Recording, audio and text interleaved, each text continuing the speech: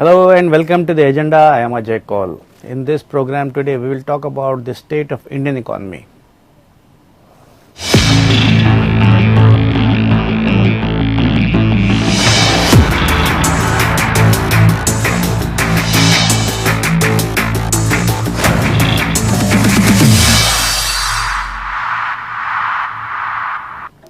The figures of the economic status of the country in the last financial year are out. According to the data, India's gross domestic product or GDP contracted by 7.3% in the financial year 2021. This is the first time that the country has recorded negative annual growth. Is it only because of the coronavirus pandemic and the associated lockdowns and other restrictions, or there are some other reasons for such a situation? We will try to analyze this in the agenda today with two experts on economy, Professor Arun Kumar and Professor Yamini Agarwal. But before we start our conversation, have a look at this small report. India's GDP contracted by 7.3% in the last financial year, which ended in March this year according to the official data. This is the worst ever economic performance of the country. Clearly, there was a huge impact of the coronavirus pandemic which broke out in early months of last year and prompted the government to impose a nationwide lockdown for about 2.5 months beginning March 25. Due to the lockdown, the first quarter GDP had contracted by 24.4%. But after the unlock period began, the government said the economy was recovering faster than expected and the growth would be V-shaped.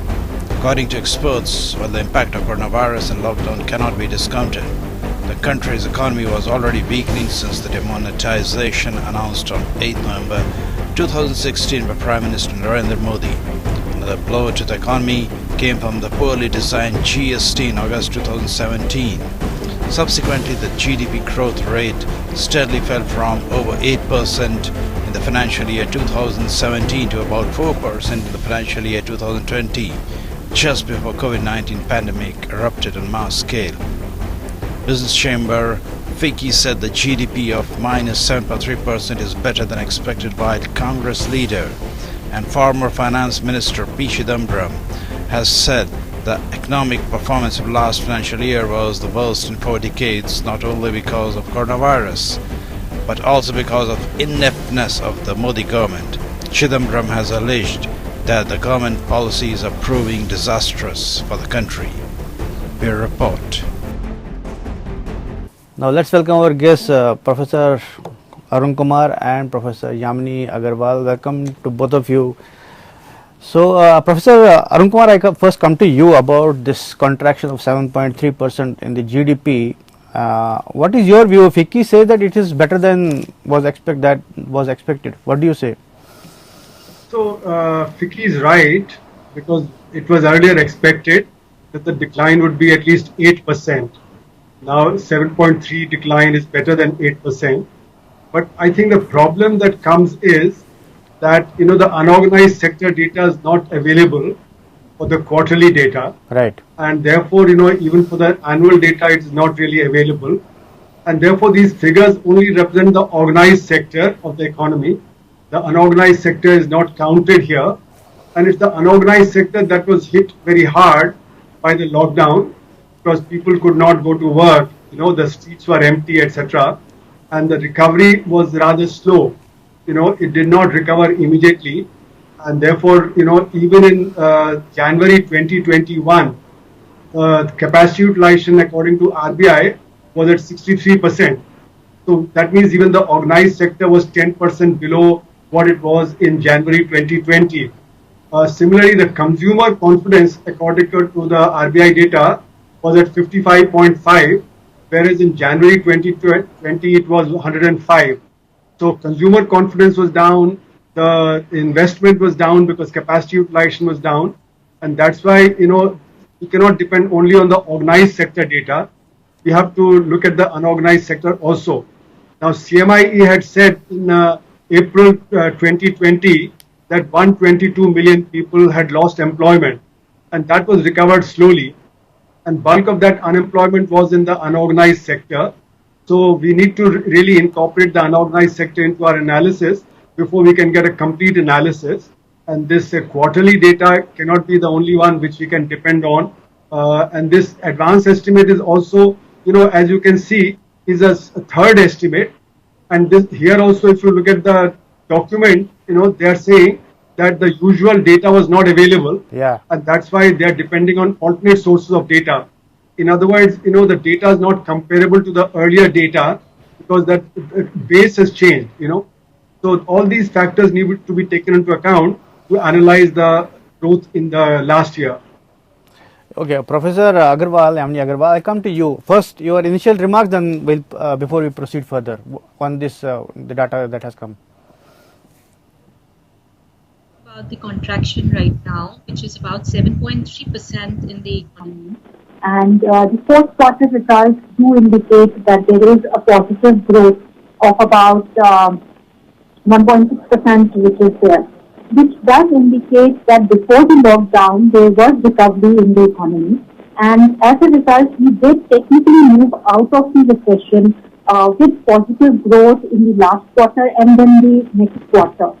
As a result, we do see that the overall economy, while it was coming back to the recovery, did show positive numbers. Though there is a base effect which can be observed in the scenario. However, one needs to understand that the lockdown is a reason why the economic activities have been stalled. And as a result, there is not a specific cyclical effect or an economic effect which is causing the economy to have reduced numbers of GDP. The reason is that there is a lockdown and there is COVID, and the pandemic is causing the economy to stall and stop its activities, which is causing a resultant effect. Now, because of the vaccination drive which is going on and the decline in the numbers of COVID cases in the second wave also, there is a potentially strong case for the economy to recover back. Yesterday, certain states did bring about certain amount of an unlock situation which was there, and whereby they did, show that they were wanting to go back to the normality and recovery was sought over. And as and when the recovery would come forth, the GDP numbers would come back to their previous positions as they would be there. And because of the base effect, we can still see a positive growth. It may range from 9 to 11%. So we would see a positive growth. Though all the figures which we do indicate, especially trade, communications, transport, has seen a major severe, or hotels have seen a more severe decline of about 18%. Mining and quarrying about 8% and so forth. So there has been a contraction which is, nothing to deny, but the fact that there has been a conscious effort to save lives as well as a continuous effort to save livelihoods, these GDP numbers are still very promising in the light that the economy is taking time to both handle the COVID situation as well as bring about livelihoods in place. Yeah. So as you mentioned, that contraction was expected because of lockdown and restrictions that were imposed because of that. But if we take the numbers before the COVID, I mean the numbers were still low at that time. If you see financial year 20, the annual growth was 4%, and I think last quarter was only 3.1% or something like this. So growth had already slowed down even before the COVID. What do you say on that, Professor Agarwal? Well, we do see that, the fiscal stimulus and the monetary accommodative stances have been in the positive direction while the economy was slowing down. It did not reach a very slow level, but yes, it did reach a slow-paced level. And because of which they did provide in the previous budget and this budget itself a fiscal stimulus in the form of large infrastructure spending to become more productive. Also, there were increased allocations for Manrega. Specifically, if you even look at the stimulus packages which had been given in the previous budget, which were relating to, setting up educational institutions, which were relating to setting up, that is mostly debt. That is, I mean, there is no liquid about that. I mean, liquid stimulus in that, no, isn't it? So there was a stimulus which was being It's a long-term given by, process. Long-term. there was a stimulus which was given by the RBI also by keeping the interest rates low. So when they kept the interest rates low, they were accommodative stances which were provided by the RBI. And the Mundra scheme, which was a continuous focus on the MSMEs, which was there. Also, your rationalization of the corporate taxes, especially for the MSMEs, was also to pick up the growth. Right. So, Professor Arun Kumar, I come to you about, as Professor Agarwal mentioned about MSME sector. MSME sector was the most badly hit. And we also talk about, when I mentioned about last year, I mean, pre-COVID figures were also down and it was on the decline from 8% to around 4% last financial year 20. So, can we talk about that our economic fundamentals are still strong or have been weakened already? What do you say? So, you are right that the economy had been on the decline for 8 quarters before the pandemic. It had from a peak of 8.4%, it can come down to 3.1%. And therefore, the problems were coming from the unorganized sector, because after demonetization, the unorganized sector was very badly hit. Then GST hit it, and then the NBFC crisis and the digitization process, and then the pandemic hit. And that's why I was arguing that it's the unorganized sector that suffered the most even now, and that is not able to recover, because in the MSME sector you have micro, small and medium. Now, but as you mentioned, unorganized sector, we don't know how much has been the impact. We don't know. We don't have the data. We do, because you see, the CMIE gave a figure that 122 million people lost employment in April, and of that, 1.9 crore were from the organized sector. The rest were all unorganized sector. So the unorganized sector, we know, got hit very badly. We also know that agriculture was hit badly, because in Q1, the fruits and vegetables could not come to the mandis, and in Azadpur mandi, less than half of the 2019 fruits and vegetables was coming. Similarly, the demand for milk fell, because bulk consumption in hotels, restaurants, weddings, etc., that declined. Similarly, the poultry sector also suffered, because 1 crore eggs in the midday meal scheme, they were not being taken, and a lot of chicken was culled because people were not having that much chicken, because they were afraid that it might spread the virus. And similarly, floriculture also suffered because flowers could not come. So actually, the data for the Q1 shows that the agriculture sector grew by 3.4%. Actually, there was a decline by 10%, and that was entirely the unorganized sector. So we know that the unorganized sector was hit very badly. That's why my argument is that in the last year, the economy has not declined by 7%, but it's declined by about 29% to take the unorganized sector into account. And therefore, this year it was expected things would be better, and April definitely would turn out to be better, because last year April was a complete lockdown. This year it was partial lockdown. But May this year would be similar to May last year, because then also you had more or less complete lockdown. Here also you had 90% of the landmass under lockdown. And June would be worse than last year, because last year you started talking, but here now in June you are continuing to lockdown. So therefore, the rate of growth in the Q1 of this year would be not 20-25% as was expected, but more like only 5%. Now, what about next quarter? The next quarter, because you see, we are anticipating a second wave coming after this wave, because especially among the children. So the consumer sentiment is way down. If you look at the retail sector, it's down by about 45%, and that's largely the unorganized sector.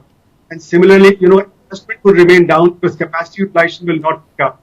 That's why in Q2 we will have negative growth. Now, for Q3 we don't know, because our vaccination program is lagging behind. We have started a 10 crore vaccination per month, ramped it up to 20 crore to get to herd immunity by December. At the current rate, we will reach herd immunity in 2 years. Therefore, in December also, we may continue to have large number of cases. And let us remember, even now, even though cases have come down from 4 lakh, there's still 0.5 lakh, which is beyond the peak of last wave. So therefore, the mutant can reappear. Mutants can come, like in Vietnam, a new mutant has come, which is very virulent. The third wave may be a very virulent wave. We don't know. Because so uncertainty continues over it. Investment is not going to be there. Consumption, especially if you look at the elite section, the middle class and the upper class, which do the consumption in the economy, there the number of deaths is very high. You look at Times of India obituary column. Usually there was half page of the page, now there are 2 pages, sometimes 4 pages. So there are 16 times more debt. Every family that you know of has had a problem, has had some thing. Plus there's a lot of indebtedness, health expenses have gone up. So middle class and upper middle class consumption will not revive like it did last year. And because of the uncertainty, investment will be down, consumption will be down. So I think this year also there will be 0% of negative growth. This 10%, 11% is all hypothetical, based on the idea that we'll quickly get over the wave. That we don't know that whether we'll get over the wave. Everything is pointing to uncertainty. And even the economic survey, the chief economist also said yesterday that there's huge uncertainty. We cannot predict. So therefore, all we can do is prepare for the worst and hope for the best. Right. If things turn out well, that's great. But let's prepare for the worst. Let's pump in demand into the economy so that the businesses can revive. If the capacity utilization remains low, investment will not come up, businesses will not be able to function if there's a fear of the wave coming again. Professor Agarwal, as you heard Professor Arun Kumar talking about a possibility of negative growth this year also, because the uncertainty still continues. But at the same time, Moody's has predicted that 9.3% growth for this financial year. What do you say? How feasible is it? Well, I think the all estimates that are there is primarily on the fact that the lockdown would not be there and they would be restricted to the containment zones, which has been one of the prime messages which the Prime Minister did indicate that we need to save and protect the livelihoods together with the lives. And that is why a complete national lockdown is not a possibility that we are looking at. Because of which the economic activities may not be completely at the full swing, but will come back to a certain level of normality. Maybe a little less, but little to the levels which are acceptable and associated with a lot of people. As and when these levels would come in, people would see the base effect. One of the important factors when we do talk about double-digit growth is also the base effect of the previous level. So when we see the negative growth and shifting to the positive level, we are also accumulating the positive growth which is there. So when we see 0.5% or when we see 1.6% or when we see a higher level, we do see that these growths are coming from a low base level. But what is also important is that the economy is stalled. It may not remain stalled for a very long time because the process of healing has already started in the process of vaccination, which has started for the 18 to 45. Now, what most people are also trying is a vaccination for the children, so that the schools as well as colleges can be opened up for children also. Also, what is being observed is that people are being continuously made conscious of the safety protocols that are there, and a lot of preparedness has gone into from the first lockdown to this present lockdown, where people can, with safety, continue to work as well as perform, whether at home or whether at the factory, with certain amount of vaccination and come back to the recovery level. So I do fully appreciate that the situation is uncertain, as Professor Arun Kumar is saying, that we do not know whether there will be a third wave or not. But there have been proper preparations that have been made to, to see that the situation does not go out of control by looking into containment zones, by taking stricter actions and an immediate action of a lockdown, whichever state feels that there is a higher number. Also, health preparedness as well as vaccination are positive signs for the economy to grow forward. Yeah. So, Professor Arun Kumar, when we talk about livelihood, as Professor Agarwal also mentioned about livelihood, so we have an assessment or some study which says that 23 crore people have been pushed below poverty line and into indebtedness. So, how much do you agree with that? Yeah, that's right. Actually, as I said, large number of people in the unorganized sector have lost employment, and even in the rural areas, there have been people who've lost work. Because you see, what has happened is now the wave has spread into the rural areas, and the number of deaths that are taking place there. So therefore, a lot of unemployment is there in the rural areas also. And last year, many people had lost income and now they've lost income again. And therefore, they would have been pushed below the poverty line. And I think 23 crore is a conservative figure. Actually, the impact on the unorganized sector is much larger. So many more than 20 crore would have lost income and would have been this may include, Professor Kumar, this may include even organized sector people also, middle class. Yes, but I'm saying therefore the number could be much higher because the unorganized sector had lost much more employment. Yeah. And I would distinguish between employment and work. For instance, if you're That a is why I factory mentioned worker, livelihood. no, yeah, but as I said, we must distinguish between employment and work, because I may be employed in the factory, but my factory may not be working. Right. So I've lost work and I've lost income. A lot of people who remained employed also had salary cuts. And then, if you're a teacher, then, you didn't go to school to teach. So you remained employed but were not working. Right. You were a government officer, you were not going to work, but you remain in employment. So the work was lost by much more, and there's a large number of people lost work and income, and therefore, the amount of people who fell below the poverty line could be very high. And therefore, consumption would not revive easily. And let us also see that, middle class people and the upper middle class people will be very careful, because the third wave will impact the children. And when it impacts the children, they'd have to be very careful, because one parent would have to be with the child who has to be isolated. And the unfortunate part is that we didn't do enough of vaccination. If we had done starting with 10 crore vaccination in January, we may have had herd immunity by the time it was December. But at the current rate, we'll only have herd immunity only by the middle of next year, if we can step up, the vaccination. So by the second quarter and the third quarter, there's unlikely to be herd immunity, and the chances are that the wave would come, and therefore again another lockdown would come. And when another lockdown comes, it would be even more difficult to cope with. And that's why the economy will show negative growth in the third quarter and the second quarter, in spite of the low base. Right.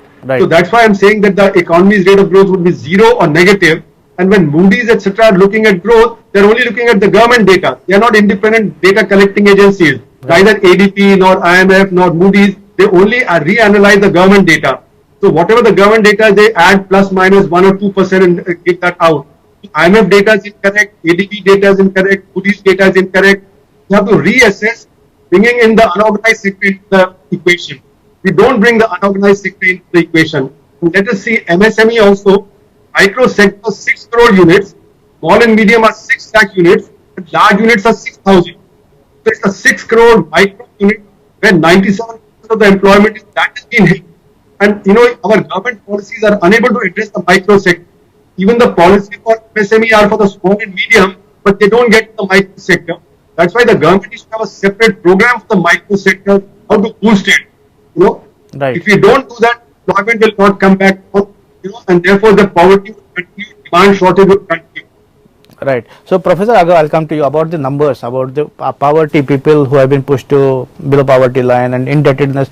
As you heard, Professor Arun Kumar says the figure could be much more than 23 crore, what has been, the study that has put out. Can you hear me now?